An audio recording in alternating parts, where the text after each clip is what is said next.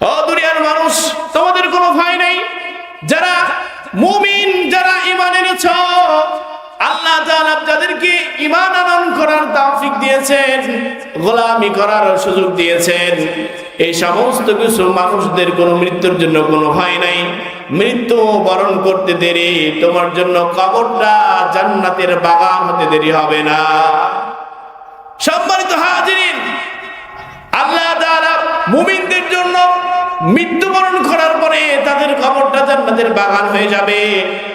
আর যারা মুমিন নয়, যারা ইবাদত বন্দেগী করেনি, যারা হারাম পথে থেকেছে, বাতিলদের পক্ষে থেকেছে, এদের জন্য কবরটা জাহান্নামের গর্ত। যারা হকের পক্ষে থাকে নাই, বাতিলদের পক্ষে লড়েছেন, বাতিলদের পক্ষে কথা বলেছেন, যারা নামাজ থেকে দূরে, কোরআন থেকে দূরে, মসজিদ মাদ্রাসা থেকে দূরে, আলেম ওলামা থেকে দূরে, এই সমস্ত মানুষদের জন্য ভয়াবহ কবরে জাহান্নামের গর্ত অপেক্ষা করছে। আমরা কবরটা, আমাদের কবরটা জান্নাতের বাগান হোক এইটা চাই, নাকি জাহান্নামের বাগান? বলেন তো। জান্নাতের বাগান যদি বানাইতে চাই, তাহলে আমাদের কিছু কাজ করার দরকার আছে না নাই?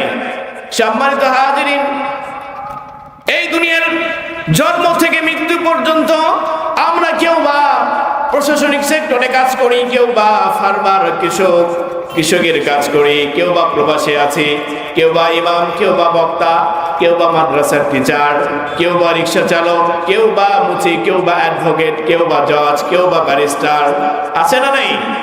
আল্লাহ তাআলা এই দুনিয়ার জমিনে আমাদেরকে পাঠিয়েছেন। আমরা দুনিয়াতে আসার পরে যখন ক্ষমতাবান ব্যক্তি হয়ে গিয়েছি, অনেক ক্ষমতা, নিজেদেরকে মনে করেছি আমার এইটাই বুঝি সফলতা। সামান্য কিছু সম্পদ পেয়ে অহংকারে মাটিতে পা পড়ে না। সমাজের গরিব মানুষদেরকে তোমাদেরকে মানুষ মনে হয় না। রব জানিয়ে দেন, যে রব তোমাকে সকালে ধনী বানাইছে, ওই রব তোমাকে বিকেলে গরিব বানিয়ে দিতে পারে কি পারে না?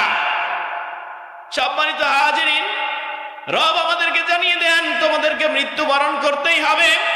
কেন মৃত্যু হতে হবে, কেন মৃত্যুবরণ করতে হবে, এইটা আল্লাহ তাআলা এই আয়াতের পরে জানিয়ে দিয়েছেন। কুল্লু নাফসিন যায়কাতুল মাউত, এই আয়াতের স্লোগানটাকে শুনে নাই এমন কোনো মানুষ নাই। সকলেই জানি, আমরা সকলেই জানি। প্রতিটা জানাজায় ইমাম সাহেবগণ বলে দেন, এই আয়াতটা বলে দেন। তো কেন মৃত্যুবরণ করতে হবে জানেন? মৃত্যু কেন আমাদেরকে বরণ করতেই হবে? মৃত্যুর থেকে কোনো ছাড়ার কোনো অপশন নেই। মৃত্যু মানে কোনো শেষ হয়ে যাওয়া নয়, মৃত্যু মানে নিঃশেষ হয়ে যাওয়া নয়। মৃত্যু মানে হচ্ছে এক গন্তব্যস্থলে পৌঁছে যাওয়া, পরিবর্তন করা। অর্থাৎ আমরা দুনিয়াতে ছিলাম, এই দুনিয়া ত্যাগ করে আমাদেরকে আখিরাতের জগতে পদার্পণ করা।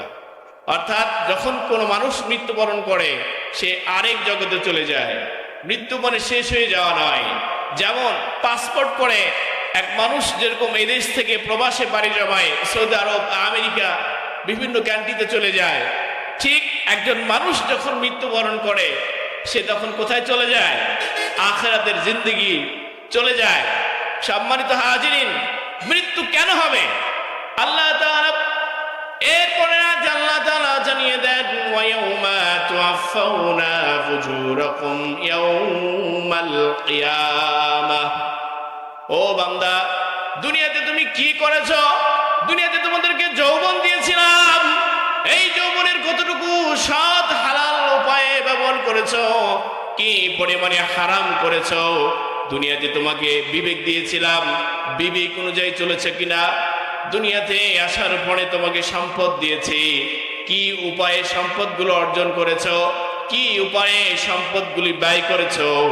আল্লাহর জমিনে আল্লাহ তাআলার দ্বীন কায়েমের জন্য কতটুকু করেছো? নামাজগুলো পড়েছো কিনা সঠিকভাবে? যাকাতগুলো সঠিকভাবে দিয়েছো কিনা?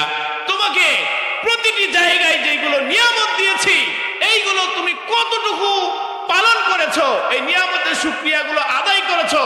এই এ টু জেড বালেগ হওয়ার পর থেকে নিজেদের জিন্দেগির যতগুলো নামাজ আপনি কাজা করেছেন, যতগুলো সম্পদ আপনি অন্যায়ভাবে অর্জন করেছেন, যতগুলো সম্পদ অন্যায়ভাবে আপনি ব্যয় করেছেন, প্রলোভনে পড়ে অন্যায়ভাবে মানুষদেরকে হত্যা করেছেন, এই সব কিছু জীবনের এ টু জেড সব কিছু হিসাব আমাদেরকে হারে হারে, কারো ডান হাতে কারো বাম হাতে গ্রহণ করবার জন্য মানুষের মৃত্যুবরণ করতেই হবে। সম্মানিত হাজিরিন, তাহলে বোঝা গেল আমাদের মৃত্যু কেন হবে? আমরা জিন্দেগিতে আসার পরে আমরা দুনিয়াতে কি করেছি, আমাদের এ টু জেড আমাদের জীবনের শুরু থেকে শেষ পর্যন্ত আপনি হকের পথে থেকেছেন কিনা, নাকি হারামের পথে থেকেছেন, বাতিলদের সঙ্গে থেকেছেন, এই সব কিছুর হিসাব সব কিছু কিন্তু সিসি ক্যামেরার মতো রেকর্ড করছেন কে? এই সব কিছুর হিসাব আমাদেরকে দেওয়ার জন্য, আমাদেরকে এইটার প্রতিদান নেওয়ার জন্য মৃত্যুবরণ করতে হবে। এটার থেকে বাঁচার কোনো অপশন আছে না নাই? কোনো অপশন নাই। আমাদেরকে মৃত্যুবরণ করতেই হবে, আমাদেরকে এ টু জেড জিন্দেগির হিসাব দিতেই হবে। এর থেকে কোনো নিস্তার আছে? সম্মানিত হাজিরিন, পয়গম্বর আরবিয়া সাল্লাল্লাহু আলাইহি ওয়াসাল্লাম বলেন, তুহফাতুল মুমিনিল মাউত। ও দুনিয়ার মানুষ শোনো শোনো, তোমরা যারা রবের গোলামি করেছো, যারা রবের জমিনে এসে রবের পক্ষে থেকেছো, কোরআনের পক্ষে থেকেছো এবং কোরআনের পক্ষে কথা বলেছো, আল্লাহ তাআলার দ্বীন ইবাদত বন্দেগী নামাজ রোজা থেকে শুরু করে সব কিছু যারা করেছো, ঈমান এনেছো, ঈমান অনুযায়ী আমল করেছো, ইলম অর্জন করেছো, তোমাদের জন্য কোনো ভয় নাই, ভয় নাই। তোমাদের জন্য রবের পক্ষ থেকে মৃত্যুটা হলো গিফট।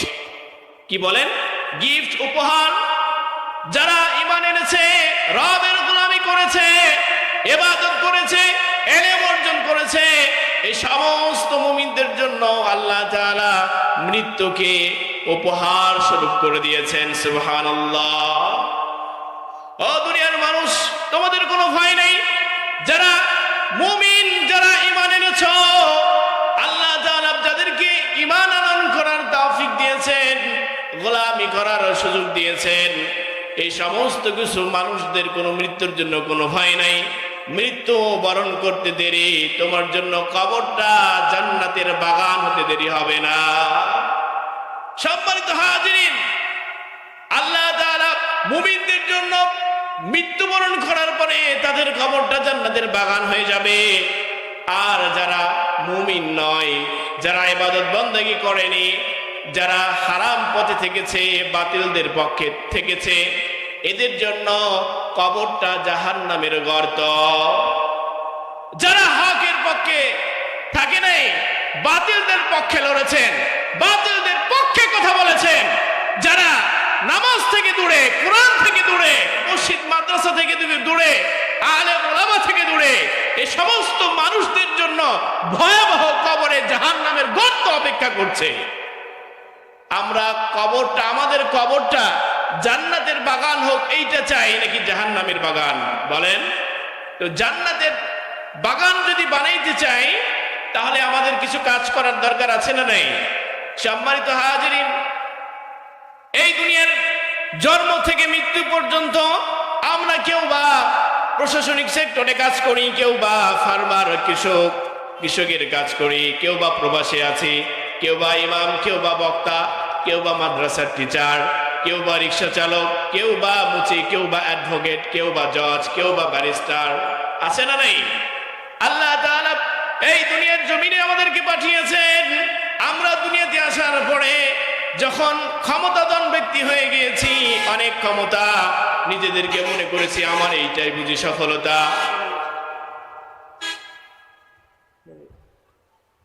এইটাই বোধহয় আমার সফলতা। দুনিয়াতে আসার পরে অনেক টাকা অর্জন করেছি, অনেক সম্পদের মালিক হয়েছি, মনে করেছি এইটাই আমার সফলতা। বড় সরকারি চাকরিজীবী, এইটাই মনে হয় জীবনের সফলতা। আল্লাহ তাআলা বলেন, এইটা কোনো জীবনের সফলতা নয়, আসল সফলতা হলো পরকালের সেই সফলতা। দুনিয়াতে আসার পরে ক্ষমতা পাওয়ার পরে মনে করেছেন এইটা আমার সাকসেসফুলতা, এইটা আমার সফলতা। দুনিয়াতে আসার পরে সম্পদ অর্জন করে বড় সম্পদশালী হয়েছি, মনে করছে এইটাই বুঝি আমার জীবনের সফলতা। আল্লাহ তাআলা বলেন, ওয়ায়াউমা তুওয়াফাউনা ফুজুরাকুম ইয়াওমাল কিয়ামাহ ফামান যুহজিহা আনিন উদখিলাল জান্নাতা ফাকাদ ফাজ।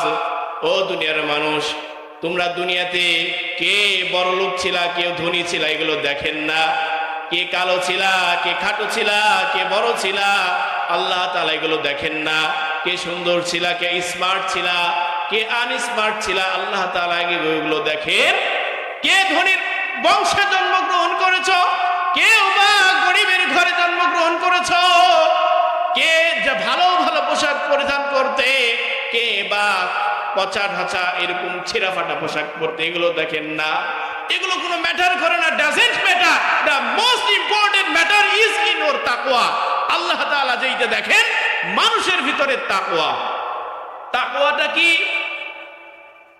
শাব্দিক শব্দ অর্থ হচ্ছে এটার যে কোনো জিনিস থেকে দূরে থাকা, কোনো জিনিস থেকে দূরে থাকা। আর শরীয়তের পরিভাষায় বলা হয় তাকওয়া মানে রব যেখানে আদেশ করেছে সেইখানে আদেশ পালন করা, রব যেখানে নিষেধ করেছেন ওই কাজগুলি থেকে বিরত থাকা। আল্লাহ তাআলা এই কাজগুলি যে সমস্ত মানুষগুলো করেন, এইটা যারা অর্জন করেছে এদেরকে বলা হয় মুত্তাকিন। তাকওয়াবান, মূল্যবান সম্পদ যারা অর্জন করেছে এদেরকে বলা হয় কি বলেন? মুত্তাকিন। কেউ যেখানে দেখে না, ফর এক্সাম্পল ছোট্ট একটা বিষয় বুঝাইলে বুঝবেন যে আপনি সারাদিন রোজা রেখেছেন, বাসায় পরিবারের মানুষের কাজে ব্যস্ত আছে, ছোট বাচ্চাদের জন্য খাবার রেডি আছে, আপনি রোজাদার, গ্রামের সবাই জানে আপনি রোজা রেখেছেন, বাসার ভিতরে খাবারগুলো রেডি আছে, আপনি ওইখানে চাইলেই খাবারগুলো খেতে পারেন, কেউ দেখবে না, কেউ জানবে না। এরকম ভাবে মানুষগুলো তারা বলবে যে আপনি রোজাদার। কিন্তু আপনি ভাবলেন, লুকমা নেওয়ার সময় ভাবলেন কেউ দেখছে না, কেউ জানছে না, সেইখানে দেখেন কে? রব তো দেখছেন। এমন অবস্থায় আপনি ওই খাবার পরিহার করলেন, রবের ভয়ে কেউ দেখছে না, কেউ জানছে না। এইভাবে প্রতিটা চোর যদি ভাবতো মানুষের ঘরের, গোয়ালের ঘরের, এরকম ভাবে যারা গরু চুরি করে, বিভিন্ন বাটপাড়ি করে, চুরি ডাকাতি করে, এই সমস্ত মানুষের যদি একটাবার ভাবতো আমাকে কেউ দেখছে না, প্রশাসনিক কেউ দেখছে না, দেখছেন তিনি কে? কেউ যেখানে দেখে না, কেউ যেখানে জানে না, ওই জায়গায় ভয় করার নাম হলো তাকওয়া। ওই জায়গায় ভয় করার নাম কি বলেন না? তাকওয়া। সম্মানিত সুধী, অনেক কথা ছিল, সংক্ষিপ্ত সময় সংকীর্ণতার জন্য বলা হয় নাই। যতটুকু কথা ইনশাআল্লাহ ইতি টেনে দেব ইনশাআল্লাহ। আল্লাহ তাআলা আমাদের আমল করার তৌফিক দান করেন। সম্মানিত সুধী, আমার মূল কথা হচ্ছে যে কোনো জায়গায়, আমি কৃষক, পেশাদার, যে কোনো পর্যায়ে আছে কিনা, প্রতিটি জায়গা থেকে আমাদেরকে ইসলামের পক্ষে থাকা রাখবে। প্রতিটি পক্ষে ইসলামের পক্ষে স্লোগান দিতে হবে, বাতিলদের পক্ষে থাকার কোনো সুযোগ। সম্মানিত হাজিরিন, আল্লাহ তাআলা এগুলো দেখেন না, আমাদের দেখেন মনের তাকওয়া, আমাদের নেক আমল আছে কিনা, এইগুলো আমাদের করা দরকার আছে না নাই? আমরা দুনিয়া নিয়ে যেই পর্যায়ে আছি মনে হয় আমাদের কখনো মৃত্যু হবেই না, ঠিক কিনা বলেন? আমাদেরকে দেখি মৃত্যু হবে, হিসাবগুলো আমাদেরকে দিতে হবে, এগুলো আমাদের কোনো বিষয়ের ভিতরে পড়ে না। সম্মানিত সুধী, স্বরূপ করে দিয়েছেন, সুবহানাল্লাহ। ও দুনিয়ার মানুষ, তোমাদের কোনো ভয় নাই। যারা মুমিন, যারা ঈমান এনেছ, আল্লাহ তাআলা যাদেরকে ঈমান আনয়ন করার তৌফিক দিয়েছেন, গোলামি করার সুযোগ দিয়েছেন, এই সমস্ত কিছু মানুষদের কোনো মৃত্যুর জন্য কোনো ভয় নাই। মৃত্যু বরণ করতে দেরি, তোমার জন্য কবরটা জান্নাতের বাগান হতে দেরি হবে না। সম্মানিত হাজিরিন, আল্লাহ তাআলা মুমিনদের জন্য মৃত্যুবরণ করার পরে তাদের কবরটা জান্নাতের বাগান হয়ে যাবে। আর যারা মুমিন নয়, যারা ইবাদত বন্দেগী করেনি, যারা হারাম পথে থেকেছে, বাতিলদের পক্ষে থেকেছে, এদের জন্য কবরটা জাহান্নামের গর্ত। যারা হকের পক্ষে থাকে নাই, বাতিলদের পক্ষে লড়েছেন, বাতিলদের পক্ষে কথা বলেছেন, যারা নামাজ থেকে দূরে, কোরআন থেকে দূরে, মসজিদ মাদ্রাসা থেকে দূরে, আলেম ওলামা থেকে দূরে, এই সমস্ত মানুষদের জন্য ভয়াবহ কবরে জাহান্নামের গর্ত অপেক্ষা করছে। আমরা কবরটা, আমাদের কবরটা জান্নাতের বাগান হোক এইটা চাই নাকি জাহান্নামের বাগান? বলেন তো। জান্নাতের বাগান যদি বানাইতে চাই তাহলে আমাদের কিছু কাজ করার দরকার আছে না নাই? সম্মানিত হাজিরিন, এই দুনিয়ার জন্ম থেকে মৃত্যু পর্যন্ত আমরা কেউ বা প্রশাসনিক সেক্টরে কাজ করি, কেউ বা ফার্মার কৃষকের কাজ করি, কেউ বা প্রবাসে আছে, কেউ বা ইমাম, কেউ বা বক্তা, কেউ বা মাদ্রাসার টিচার, কেউ বা রিক্সা চালক, কেউ বা মুচি, কেউ বা অ্যাডভোকেট, কেউ বা জজ, কেউ বা ব্যারিস্টার, আছে না নাই? আল্লাহ তাআলা এই দুনিয়ার জমিনে আমাদেরকে পাঠিয়েছেন। আমরা দুনিয়াতে আসার পরে যখন ক্ষমতাধর ব্যক্তি হয়ে গিয়েছি, অনেক ক্ষমতা, নিজেদেরকে মনে করেছি আমার এইটাই বুঝি সফলতা, এইটাই বোধহয় আমার সফলতা। দুনিয়াতে আসার পরে অনেক টাকা অর্জন করেছি, অনেক সম্পদের মালিক হয়েছি, মনে করেছি এইটাই আমার সফলতা। বড় সরকারি চাকরিজীবী, এইটাই মনে হয় জীবনের সফলতা। আল্লাহ তাআলা বলেন এইটা কোনো জীবনের সফলতা নয়, আসল সফলতা হলো পরকালের সেই সফলতা। দুনিয়াতে আসার পরে ক্ষমতা পাওয়ার পরে মনে করেছেন এইটা আমার সাকসেসফুলতা, এইটা আমার সফলতা। দুনিয়াতে আসার পরে সম্পদ অর্জন করে বড় সম্পদশালী হয়েছি, মনে করছি এইটাই বুঝি আমার জীবনের সফলতা। আল্লাহ তাআলা বলেন ওয়ায়াউমা তুওয়াফাউনা ফুজুরাকুম ইয়াওমাল কিয়ামাহ ফামান যুহজিহা আনিন নার ওয়া উদখিলাল জান্নাতা ফাকাদ ফাজ। ও দুনিয়ার মানুষ, তোমরা দুনিয়াতে কে বড় লোক ছিলা, কে ধনী ছিলা, এগুলো দেখেন না। কে কালো ছিলা, কে খাটো ছিলা, কে বড় ছিলা, আল্লাহ তাআলা এগুলো দেখেন না। কে সুন্দর ছিলা, কে স্মার্ট ছিলা, কে আনস্মার্ট ছিলা, আল্লাহ তাআলা এগুলো দেখেন। কে ধনীর বংশে জন্মগ্রহণ করেছ, কেউ বা গরিবের ঘরে জন্মগ্রহণ করেছ, কে যা ভালো ভালো পোশাক পরিধান করতে, কে বা পচা ঢাচা এরকম ছেঁড়া ফাটা পোশাক পরতে, এগুলো দেখেন না। এগুলো কোনো ম্যাটার করে না, doesn't matter. The most important matter is in your তাকওয়া। আল্লাহ তাআলা যেটা দেখেন মানুষের ভিতরে তাকওয়া। তাকওয়াটা কি? শাব্দিক শব্দ অর্থ হচ্ছে এটা যে কোনো জিনিস থেকে দূরে থাকা, কোনো জিনিস থেকে দূরে থাকা। আর শরীয়তের পরিভাষায় বলা হয় তাকওয়া মানে রব যেখানে আদেশ করেছে সেইখানে আদেশ পালন করা, রব যেখানে নিষেধ করেছেন ওই কাজগুলি থেকে বিরত থাকা। আল্লাহ তাআলা এই কাজগুলি যে সমস্ত মানুষগুলো করেন, এইটা যারা অর্জন করেছে এদেরকে বলা হয় মুত্তাকিন। তাকওয়াবান, মূল্যবান সম্পদ যারা অর্জন করেছে এদেরকে বলা হয় কি বলেন? মুত্তাকিন। কেউ যেখানে দেখে না, ফর এক্সাম্পল ছোট্ট একটা বিষয় বুঝাইলে বুঝবেন যে আপনি সারাদিন রোজা রেখেছেন, বাসায় পরিবারের মানুষরা কাজে ব্যস্ত আছে, ছোট বাচ্চাদের জন্য খাবার রেডি আছে, আপনি রোজাদার, গ্রামের সবাই জানে আপনি রোজা রেখেছেন, বাসার ভিতরে খাবারগুলো রেডি আছে, আপনি ওইখানে চাইলেই খাবারগুলো খেতে পারেন, কেউ দেখবে না, কেউ জানবে না। এরকম ভাবে মানুষগুলো তারা বলবে যে আপনি রোজাদার। কিন্তু আপনি ভাবলেন, লুকমা নেওয়ার সময় ভাবলেন কেউ দেখছে না, কেউ জানছে না, সেইখানে দেখেন কে? রব তো দেখছেন। এমন অবস্থায় আপনি ওই খাবার পরিহার করলেন, রবের ভয়ে কেউ দেখছে না, কেউ জানছে না।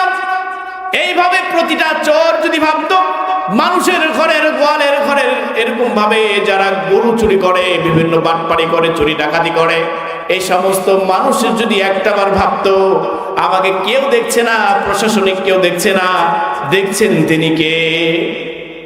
কেউ যেখানে দেখে না, কেউ যেখানে জানে না, ওই জায়গায় ভয় করার নাম হলো তাকওয়া। ওই জায়গায় ভয় করার নাম কি বলেন না? তাকওয়া।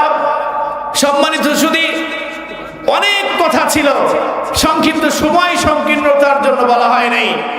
যতটুকু কথা ইনশাআল্লাহ ইতি টেনে দেবো ইনশাআল্লাহ। আল্লাহ তাআলা আমাদের আমল করার তৌফিক দান করেন। সম্মানিত শুধু আমার মূল কথা হচ্ছে যে কোনো জায়গায় আমি কৃষক, পেশাদার, যে কোনো পর্যায়ে আছে কিনা, প্রতিটি জায়গা থেকে আমাদেরকে ইসলামের পক্ষে থাকা রাখবে। প্রতিটি পক্ষে ইসলামের পক্ষে স্লোগান দিতে হবে, বাতিলদের পক্ষে থাকার কোনো কোনো সুযোগ। সম্মানিত হাজিরিন, আল্লাহ তাআলা এগুলো দেখেন না, আমাদের দেখেন মনের তাকওয়া, আমাদের নেক আমল আছে কিনা, এইগুলো আমাদের করা দরকার আছে না নাই? আমরা দুনিয়া নিয়ে যেই পর্যায়ে আছি মনে হয় আমাদের কখনো মৃত্যু হবেই না, ঠিক কিনা বলেন? আমাদেরকে দেখে কি মনে হয় যে আমাদেরকে মৃত্যু হবে, আমাদেরকে মরতে হবে, আমাদের হিসাবগুলো আমাদেরকে দিতে হবে? এগুলো আমাদের কোনো বিষয়ের ভিতরে পড়ে না। সম্মানিত সুধী, 2 মিনিট কথা বলে শেষ করছি। সেইটি হচ্ছে রাসূলের আদর্শ, আমাদেরকে আদর্শবান হতে হবে। এর বাইরে যাওয়ার কোনো সুযোগ আছে? আল্লাহ তাআলা বলেন, লাকাদ কানা লাকুম রাসূলুল্লাহি উসওয়াতুন হাসানাহ। সম্মানিত হাজিরিন, আমাদের পরিবারের দিকে তাকানো দরকার। আমরা কোন স্টেজে আছি, আমরা কোন পর্যায়ে আছি, আমরা ব্যক্তি হিসাবে, সামাজিক হিসাবে, রাষ্ট্রীয় পর্যায়ে আমাদের ছেলে সন্তান মেয়ে সন্তানগুলো কোন পর্যায়ে আছে, আমাদের ফ্যামিলি দিন থেকে ইসলাম থেকে কতটুকু দূরে আছে, এগুলো আমাদের দেখা দরকার। আপনি নিজে নামাজ পড়ছেন অথচ আপনি ইসলামের পক্ষে নেই, বাতিলদের পক্ষে আপনার মুখের স্লোগান, বাতিলদের পক্ষে আপনার ভোট পড়ে, আপনার ছেলে সন্তান পরিবারের লোকেরা কি করছে এগুলো আপনি এগুলোর থেকে বেখবর। ইয়া আইয়ুহাল্লাযীনা আমানু কু আনফুসাকুম ওয়া আহলিকুম নারা। সম্মানিত হাজিরিন, নিজের পরিবারের দায়িত্বটাও কিন্তু আপনার। আপনার মেয়ে বেকারা বেপর্দা করছে, ওই মেয়েটার জন্য কিন্তু আপনাকে জাহান্নামে যেতে হবে। আপনার সন্তানকে কোরআনের শিক্ষা দেন নাই, এর জন্য কিন্তু আপনাকে জাহান্নামে যেতে হবে। সম্মানিত হাজিরিন, আমাদেরকে এগুলো দেখতে হবে। রবের গোলামি করার পাশাপাশি আমাদেরকে এই সমস্ত অপসংস্কৃতি থেকে দূরে থাকতে হবে। আমাদের নেতা, একমাত্র নেতাকে বলেন বিশ্বনবী সাল্লাল্লাহু আলাইহি ওয়াসাল্লাম। তিনি আমাদের আদর্শ, তিনি আমাদের রোল মডেল। তিনি ছাড়া অন্য কোনো রোল মডেল বিশ্বে আর হতে পারে না। সম্মানিত সুধী, যেটা বোঝাচ্ছি, আমাদেরকে রাসূলের আদর্শ বাস্তবায়ন করতে হবে, রাসূলের আদর্শ অনুসরণ করতে হবে। অথচ আমাদের যুব সমাজদের আদর্শ কিন্তু রাসূল নয়। আমাদের যুব সমাজ ফলো করে মেসি রোনাল্ডো, তারা কি পোশাক পরে, তারা কোন স্টাইলে চুল কাটে দাড়ি কাটে, সেইগুলো স্টাইল ফলো করছি। আমাদের মেয়েরা ফলো করে নায়িকারা কোন স্টাইলে বোরকা পরছে। সম্মানিত হাজিরিন, তো আমাদেরকে এগুলো বিষয়গুলো দেখতে হবে, অপসংস্কৃতি থেকে বাঁচতে হবে। শহীদদের স্মরণে বিভিন্ন জায়গায় ডিজে বানিয়ে মাটি কাঁপিয়ে দিচ্ছে, অথচ আল্লাহ তাআলা বলেন একবার বলে দেখো, কবর তোমার জন্য জাহান্নামের গর্ত হয়ে যাবে। সম্মানিত হাজিরিন, যে সমস্ত শহীদগণ আমাদের দেশের জন্য প্রাণ দিয়েছেন, অবশ্যই তারা মহৎ কাজ করেছেন। দোয়া করি তাদের কবরটা আল্লাহ তাআলা জান্নাতের বাগান বানিয়ে দিন। কিন্তু সেই উপলক্ষে করে অপসংস্কৃতি, ইহুদি খ্রিস্টানদের অপসংস্কৃতি, বিভিন্ন জায়গায় সাংস্কৃতিক অনুষ্ঠান, মনোজ্ঞ অনুষ্ঠান চলছে। এগুলোর থেকে দূরে থাকতে হবে। ইসলামের সাথে কোনো সম্পর্ক নাই। সম্মানিত হাজিরিন, আগামীতে সামনে আসছে হ্যাপি নিউ ইয়ার। এগুলো ডিভোর্স থেকে আমাদেরকে, মুসলমানদের সন্তানদেরকে হেফাজত করতে হবে। এরকম 31st নাইটে এগুলোর থেকে হেফাজত থাকতে হবে। তো যতটুকু কথা হলো, আল্লাহ তাআলা আমাদের এই যুব সমাজকে আল্লাহ তাআলা এই সমস্ত ধ্বংসাত্মক থেকে হেফাজত করুন। এবং আজকের এই আয়োজনে যে সমস্ত মানুষগুলো শ্রম দিয়েছেন, মেধা দিয়েছেন, এই সমস্ত আয়োজনকে গোপীনাথপুর পূর্বপাড়া তরুণ যুব সমাজ এলাকাবাসীকে আল্লাহ তাআলা কবুল করুন। প্রতি বছর এরকম সুন্দর একটি মাহফিল আয়োজন করার তৌফিক দান করুন। সকলে আমিন। ওয়া আখিরু দাওয়ানা আলহামদুলিল্লাহি রাব্বিল আলামিন। আসসালামু আলাইকুম ওয়া রাহমাতুল্লাহি ওয়া বারাকাতুহু।